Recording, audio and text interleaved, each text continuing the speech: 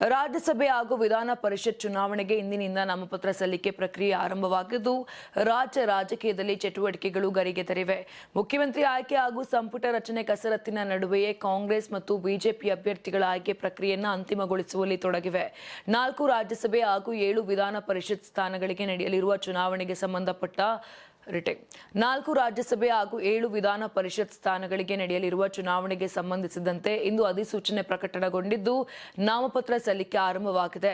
June 8 ನಾಮಪತ್ರ ಸಲ್ಲಿಕೆಗೆ ಕೊನೆಯ ದಿನವಾಗಿತ್ತು. ಜೂನ್ 11 ನಾಮಪತ್ರ ಹಿಂಪಡೆಯಲು ಅವಕಾಶ ಕಲ್ಪಿಸಲಾಗಿದೆ. ಇನ್ನು ಜೂನ್ 18ರಂದು ಮತದಾನ ನಡೆಯಲಿದ್ದು ಅಂದೇ ಫಲಿತಾಂಶ ಪ್ರಕಟವಾಗಲಿದೆ.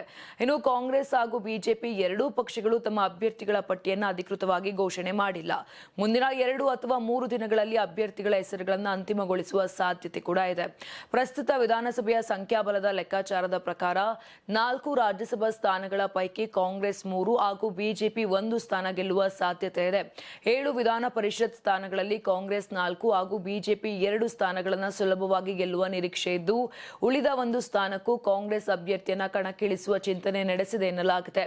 ಇದೇ ವೇಳೆ ರಾಜ್ಯಸಭಾ ಸದಸ್ಯರಾದ ಎಚ್.ಡಿ. ದೇವೇಗೌಡ, ಮಲ್ಲಿಕಾರ್ಜುನ ಖರ್ಗೆ, ಈರಣ್ಣ ಕಡಾಡಿ ಹಾಗೂ ಕೆ. ನಾರಾಯಣ ಅವರ ಅವಧಿ ಜೂನ್ 25ರಂದು ಅಂತ್ಯಗೊಳ್ಳಲಿದ್ದು, ಹಲವು ವಿಧಾನ ಪರಿಷತ್ ಸದಸ್ಯರ ಅವಧಿಯು ಜೂನ್ 30ಕ್ಕೆ ಮುಕ್ತಾಯವಾಗಲಿದೆ.